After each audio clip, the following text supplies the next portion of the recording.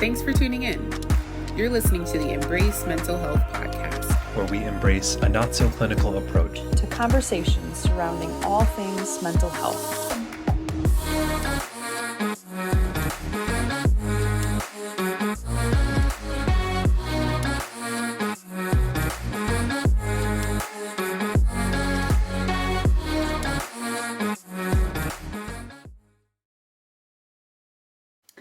Happy Mental Health Monday, everybody, and welcome back to the Embrace podcast.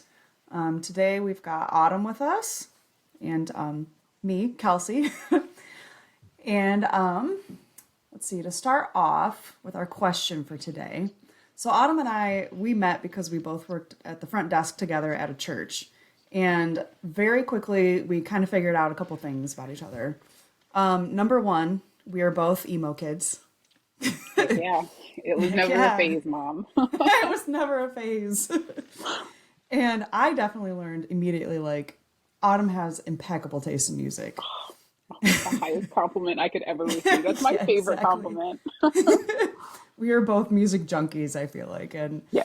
I remember at the church, they were like, you guys are the first people that ever played music. And I was like, how has no one played music before? Right. How was they just sitting in silence? Oh my gosh.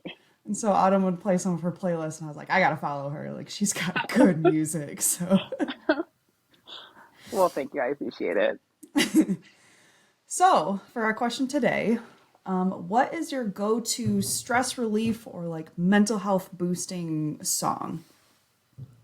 It's like picking a favorite child a little bit, but yeah, for sure. I'm definitely going to pass this over to Kelsey to answer first because I still don't have an answer. It's like, what is your go-to stress relief song? As this question stresses me out, I'm like, what song could I listen to be not stressed now? With this question? Yes. So I'm still taking a couple seconds to think. All right, that's fair. All right, so the song that came to my mind pretty quickly was one that I, like, in some of my darkest moments was like a little bit of an anchor. I would just listen to it over and over again and cry through it, and just was like it's like a song that both kind of acknowledges the realities of mental health, but it's also hopeful, which is like a good combination, because I feel like it's either kind of happy songs or emo songs that don't get happy, which have their place for sure. But for sure. But it's a song called Beautiful Anyway by Judah and the Lion. And it's just, I don't know. Go listen to it. I think it's great. Was that enough time, Autumn, or are you still totally stressing out right now? There is literally no such thing as enough time when it comes to this question, but I'll make work.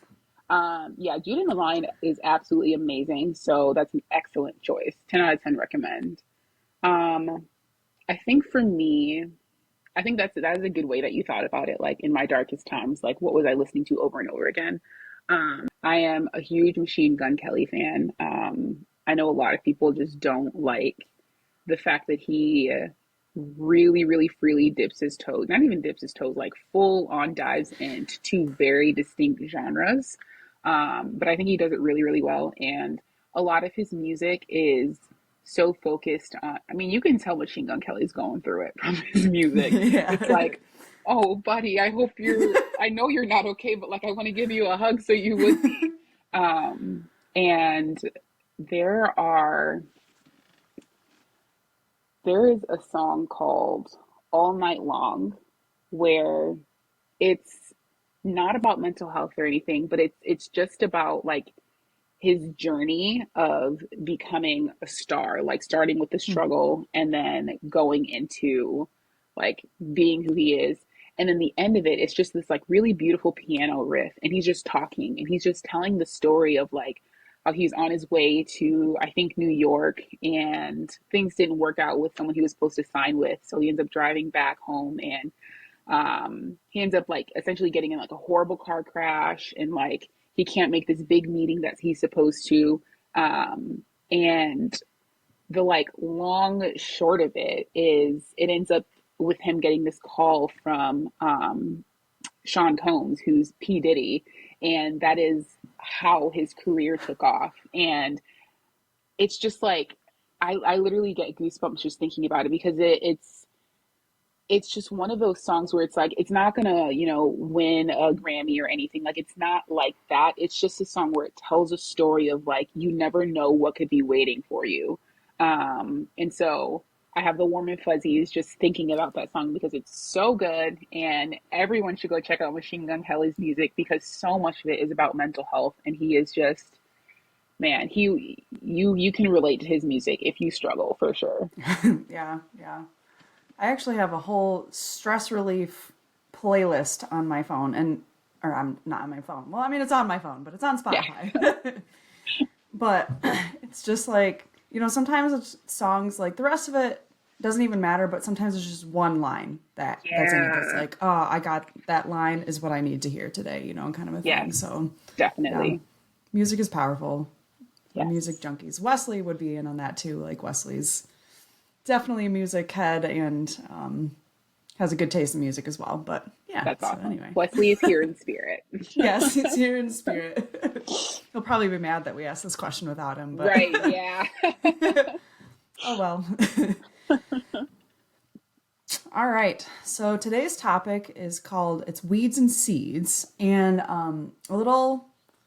I probably like a not well known fact about me. I mean, this is a podcast. Like maybe there might be a lot of people who know nothing about me, True. but even people who know me fairly well may not realize or may not know that I'm actually pretty into gardening.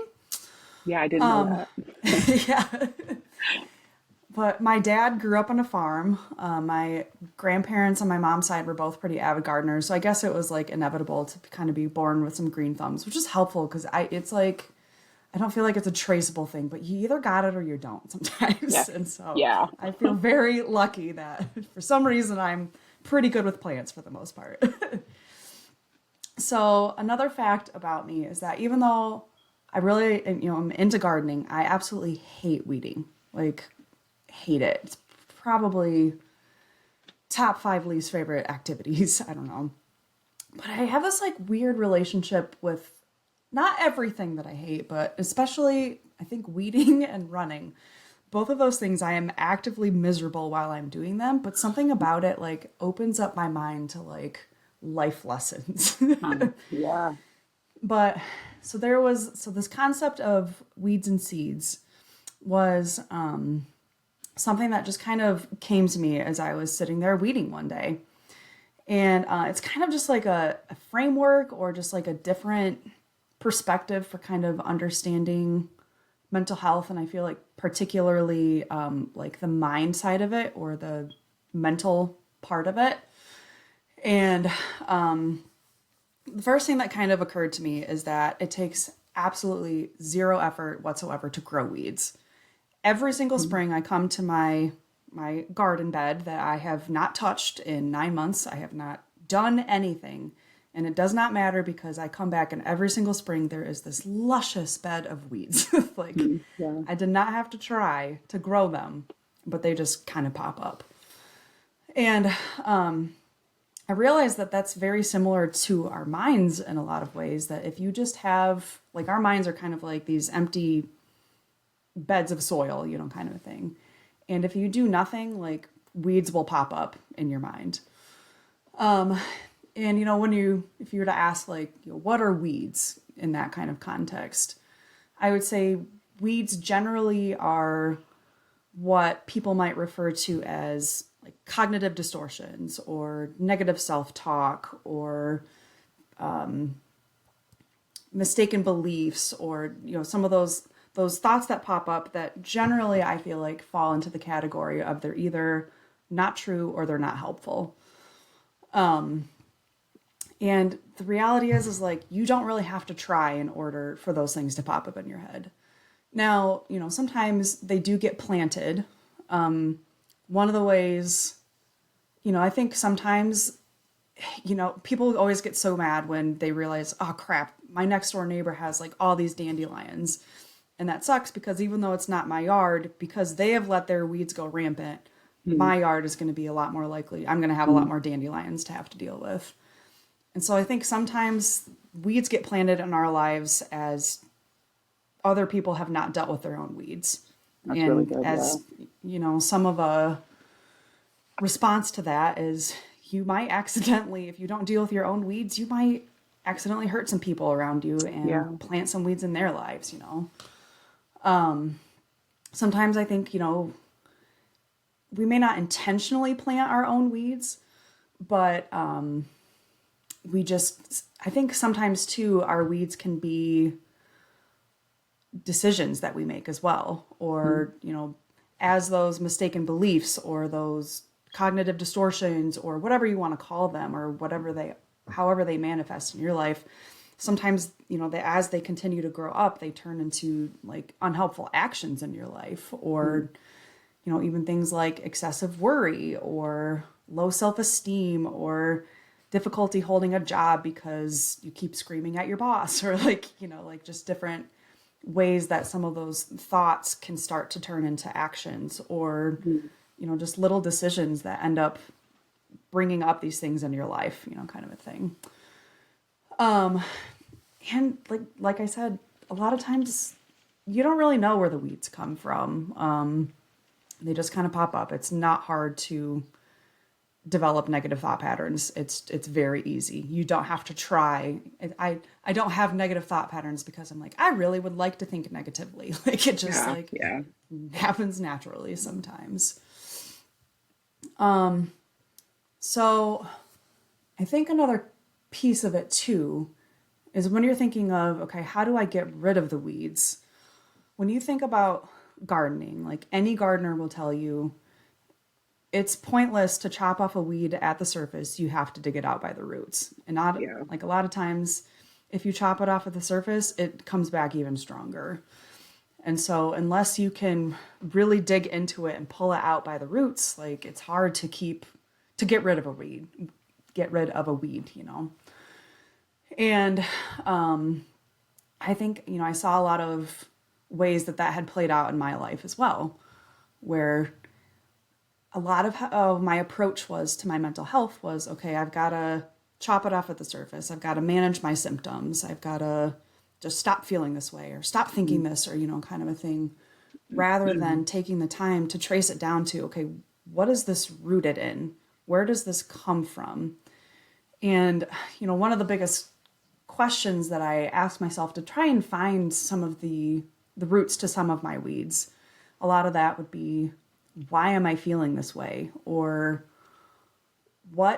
when was the first time that I remember feeling this way? Or, you know, kind of some of those things that can trace it down to what it stems from and get it at the root. Because a lot of times, you know, we kind of just like try to keep maintenance by, okay, I'm going to chop it off at the surface. I'm going to do my deep breathing exercises or my mindfulness. And those are good things. Like I would never, ever tell anybody that those are not good things to do. But at a certain extent, until you can dig down your issues down to their roots, you're just managing symptoms. You're not actually able to get them out of your life in some ways. I think too, it's, while I'm an avid gardener, I have like a little bit of a love-hate relationship with gardening, because like it's hard work. You know, you have to do all this work to do all this weeding. And all of a sudden you're like, oh, okay, finally, I've got all these weeds out. I've got this nice bed here. But the reality is unless you plant something, the weeds come back. And the things that you want to plant in your life take a lot more work to grow than the weeds do. You have to be intentional about what you're planting, and you have to be intentional about making sure you're watering it. You're making sure it gets enough sun. You might have to, you know, give it some fertilizer. Sometimes you have to do some pruning. Like it takes a lot more work to plant the things that you want in a garden. But ultimately, you know, the results are why you like gardening, right? Like to have a vegetable that you get to eat that you're like, man, I grew this myself. That's so cool. Or to have like this beautiful flower bed of things that you intentionally grew. But that, I think, connects to mental health as well, of that once you're done weeding and getting stuff down to the root, you're not done yet. You have to actively and intentionally choose something to plant in its place. And so that's kind of where the seeds piece comes in. So if you're thinking, you know, more practically, or in this, you know, in this metaphor, what are seeds? Seeds, I think, they can be things like positive affirmations. It can be very intentionally having like positive self-talk or, reframing your thoughts or those kinds of things. And I think a lot of times, as the saying goes, you reap what you sow. And so your actions, the decisions that you make, the little choices that you make are also seeds. Every single choice that you make is going to grow into something. And so, sometimes thinking before you just start planting your seeds, like, okay, what do I want the end result to be? And what is the seed that gets me to that spot, kind of a thing. So I guess that's more or less the concept of weeds and seeds. If you don't do anything, weeds will grow in your mind. You've got to dig it out at the root. Once you're done digging it out at the root, you've still got to do more work. You've still got to be intentional about planting your seeds. And like I said, making sure that you're doing the things to help those seeds to continue to grow. It takes a lot of repetition a lot of times. Like, this is where some of that neuroplasticity or, making new neural pathways, like you have to repeat things over and over and over again. Like that was how it kind of worked for me. And kind of as an example of this, I talked some of this, about some of this in my story, but like one of the other ways that I kind of saw this play out in my own journey with my anxiety or mental health. I started to realize that anytime some sort of crisis would come up, like whether it was a health problem or like a potential issue in a relationship or somebody I knew was sick or something, something like that, my initial response was always immediately, I can't handle that. I can't handle that. I can't handle that. And so I realized like, oh, I have this weed in my mind of I can't handle that. What does that stem from? Why is that my automatic response? And so when I started thinking about it and that question of when do I first remember feeling this way, I realized that it had stemmed from my childhood and part of it. So I am the youngest in my family and it's like not close. My middle sister is 15 years older than me and my oldest sister is 21 years older than me. So like a lot of times when people are like, do you have siblings or are you an only child? And I'm like, kind of both. Like I grew up as an only child in a lot of ways that had multiple moms, kind of a thing.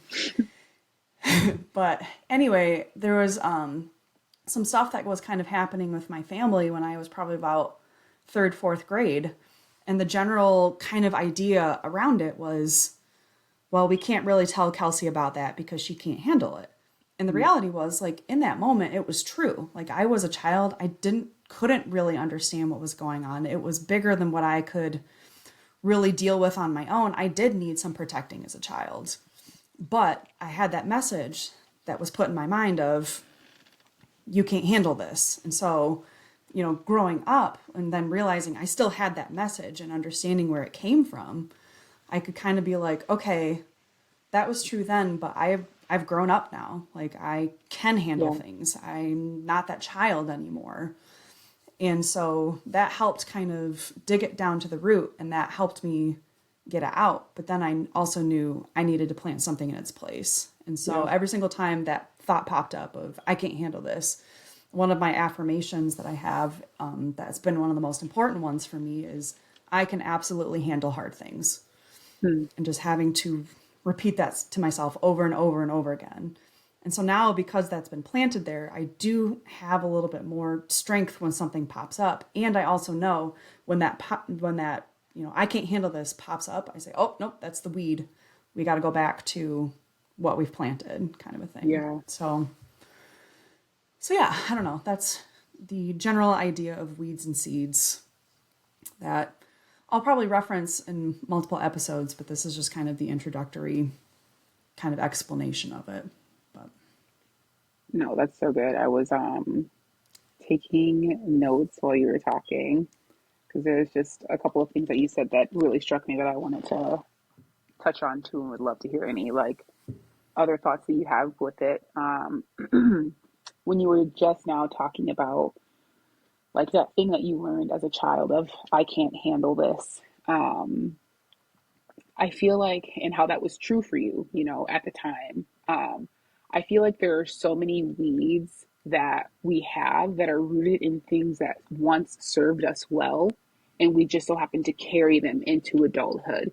You know, whether it's, you know, I shouldn't speak up because the grown-ups around me get really upset when I do. It's like, okay, that was a protective mechanism that I learned. My little self learned this to protect me from the perceived danger around me. Now that I'm older, that quote unquote we it doesn't serve me anymore. I can remind myself that That's I'm good. now Yeah. safe. I'm an adult now. I'm safe. My voice is valued. Different things like that. And so just remembering like weeds are sucky, but there is a chance that at some point it served you well, and you can almost honor that and being like, "Thank you for protecting me when I needed it. Now I don't need you anymore." Yeah, I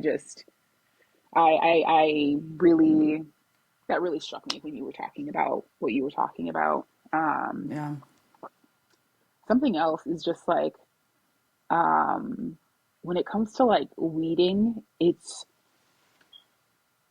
one of those things that can be incredibly messy. Like especially if you have like one of those thick boys and it's like Yes. God, oh my gosh. And it just like when you pull it up, it's like dirt is coming up like from all over the place and you're like, oh my goodness. And I think it's such a picture of like how messy like managing your mental health can be. Um like I for anyone listening to this that hasn't, you know, gone to therapy or hasn't started doing some of the grunt work of managing your mental health, let me just be the first one to tell you like it's hard.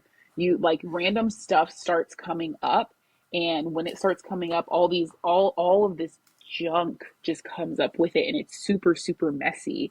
And then you have to, like Kelsey was saying, you have to go through the processes of like managing it and like planting and watering. And I just want to like affirm anyone who has felt this, like managing your mental health is exhausting. It's super exhausting sometimes. And sometimes it can feel frustrating because it feels like some people are just like more prone to more weeds than other people, you know? Like for whatever reason, some of us just have more stuff that we have to work through. Um, but like Kelsey was also saying, yo, it's so worth it. It's so worth it because then you get a vegetable that you grew yourself and you can put it in the soup that Yeah. you want to make for dinner and it's just delightful. And so Yes. I don't know, I'm a big fan. I'm really vibing with this like what do we call this? Did you call it like a framework? I'm really Yeah. vibing with this framework of thinking. Yeah. Yeah. I think grunt work is like the absolute perfect word for this because like I think a lot of us are like, all right, just give me the roundup, where's the weed killer? Like, Yeah. let Yep. me just spray this and pick up the carnage afterwards, all good. Yeah. And the reality is like it doesn't really work that way. Mental working through your own stuff is hard work, and it's dirty, it's messy. Sometimes feel like you are just like trapped in this jungle of weeds. And like, I do think there are some things that can help you like tame them down a little bit, cuz like when you walk into a new place and like they're like, even honestly this past summer, I recently bought my house and the lady before me had planted this beautiful garden. But it was like absolutely overtaken by daisies, which sounds wonderful, but they weren't like pretty daisies. They were like weed daisies. I don't know what they were. Maybe somebody can tell me what these things were, but I was like, and they were as tall as me and they were just Oh my like took gosh. over the entire thing. And I was like, man, I have some other stuff that I'd really like to plant, but there's all these daisies. And remember literally being like, this is overwhelming. Like, there's so Mm. many of them. I do not have the energy for this. Yeah. But taking it a step at a time, and that did help. But then I think in this framework there are some things that can help you like get the weeds down a little bit. I honestly think like medication works in that way, and we'll have a whole Amen. episode that we're going to talk about medication. But For the longest time, like, I think sometimes people either think you don't need medication because you should just be able to do it on your own. But boy, could medication make it a lot easier. But I also think sometimes people are like, well, the medication should be my weed killer. It should just take care of everything Mm, and I don't need to do any of the work, kind of a thing. And medication, I absolutely am a proponent of, but I also think it doesn't do all the work for you. Like, it gets you to the point where you can get those weeds like sorted out a little bit so yeah, that you can get to the root of some of it. yeah, definitely. I think that's a really good clarifier. And I think even going back to like you said, we're gonna have whole conversations on medication, but I think it's just I think one of the reasons why people can feel so against is because there's still that stigma around mental health that it very few people are going to question you of, you know, why you're taking painkillers after you just tore your ACL. It's like, oh, okay, that makes Right. sense, you know, Right. or you're taking insulin because you have diabetes, right? But because mental health is not seen as, you know, equated to physical health yet, um, there's still a little bit of stigma there, Good but qualifier, yes. But yeah, yeah. we're going to destroy the stigma on this podcast. We're going to be the ones to end it, ladies and gentlemen. Yes, Single-handedly. Yeah. single-handedly. But yeah. And I think, there are things that can make the weeds grow up a little bit more too. Cause like, in my life, like I feel like not to pull too much out of this metaphor, but like, rain makes everything grow, right? And there were times where I was like, I had these weeds and then rain fell in my life and boy did that balloon. Like they got that much bigger and that much thicker. Yeah. And it can be hard when you are in the midst of dealing with, whatever thoughts or whatever. And then life gets really hard on top of that. Like that Yeah, gets really difficult to deal with. And, just different pieces that can make it more challenging. But definitely. finding those things that can help you get it to a more manageable place so that you can then do the hard work of digging out and planting something different. Because honestly, rain also makes good things grow.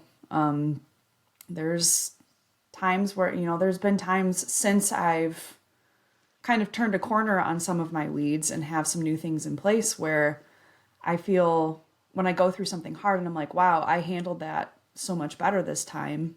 And I Yeah, didn't have to go to that deep place that it's like, that was yeah. actually really beautiful. While I wasn't Hmm. necessarily thankful for the rain, it did help me be like, okay, I'm not just making this up in my head. Like I am getting better, where Yeah, definitely. that kind of stuff can help too. Yeah.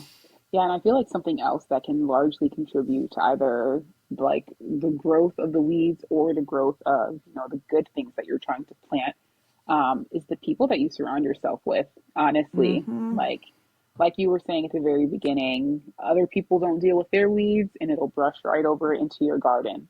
Um, and I think surrounding yourself with people that will like partner with you in those positive self affirmations or positive thinking. You know, if people around you are super negative, or, you know, however else you want to frame it, it's going to be super, super, super difficult for you to not be negative, for you to not have negative self talk.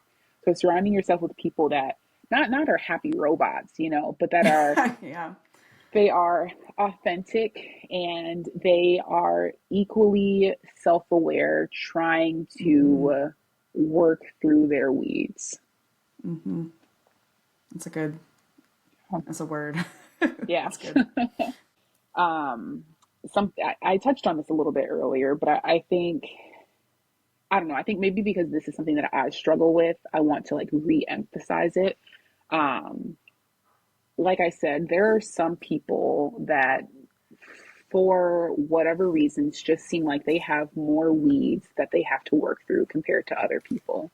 And sometimes it can feel unfair. A lot of times for me, it makes me feel like shame or like something's really wrong with me, like something's really broken in me because I have all of these weeds. I have all of these mental health challenges that the people around me just don't seem to have. I mean, That's not necessarily true. I feel like most of my friends have mental health issues, but I know like there's so many people in the world that just they do not struggle when it comes to like deep mental health issues. And I Yeah. think I just want to encourage people like Kelsey said, yes, there are definitely things that we can do to like plant those weeds. And also a lot of the times it's just stuff that we didn't ask for, things that Mm-hmm. we learned as a child that we shouldn't have. And now we have to do the hard work of Mm-hmm. unlearning it. And so I just want to like encourage you if you're listening to this and you feel like you just have so much junk or so much, you know, darkness or weeds or whatever other word you want to put over it that you have to work through. Um, like, give yourself just like a pat on the back for even being willing to like look at the carnage in front of you and recognizing that you have to work through it, but then also give Mm-hmm. yourself so much patience, so much patience and so much grace because life is hard, and sometimes it feels like it's harder for some people compared to other people, and I don't have an answer for why it's like that sometimes, but I am super, super confident that whatever mass amount of weeds you have, you are more than capable of working through it when you utilize the resources at hand. You're not supposed to do this alone. You are not supposed to do Mm-hmm. this alone. I'll say it again, you're not supposed to do it alone. Use the Yeah. resources you Yeah. have, medication, therapists, psychiatrists, your community. Lean into those things. And just remember that sometimes it's not your fault that you have all these weeds, and it's not fair Yeah. that you have to take care of them. But I truly believe that you are more than capable of doing it when you have access to the right resources. Absolutely. Yeah. Yeah. There's a reality of which, like, you're never really done weeding. Because even, when you plant something in its place, like, weeds are still going to pop up. You never Yeah, reach a point, like, I never reach a point in the summer I'm like, I don't have to weed anymore. It's just yeah, like even the other day, I was like, how did all this already grow in already? Like, like, it's constant work. But yeah, I think sometimes too, if you can continue the fight, and it's a fight. There are times where you have to consciously make the decision to keep fighting. yeah, But like sometimes when you have those other good things in place, you can catch the weeds earlier. You can catch them when they're mm-hmm, still small and pluck them before they get too mm-hmm, big, or, yeah, you have something strong and robust in its place. And that's another concept, I think I talked about it a little bit in our introductory episode. But just this idea of like not only planting good things in your life, but like working towards planting perennial things in your life. mm-hmm, The yeah, things that will still stay strong after you go through a winter, or the things that hang tough even when you have a windstorm come through, or some of those things that are battle tested.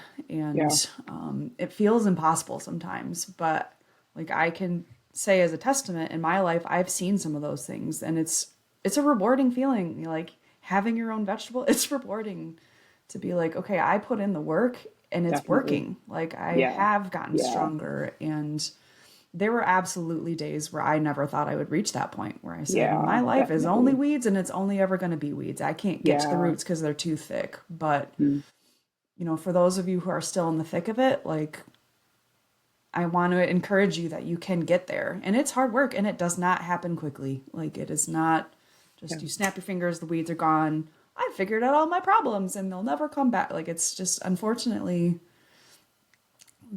it's not easy, but very few times are the things that are worth it, particularly easy things. So yeah. That's a word. I think too another piece of this that is challenging but kind of intriguing.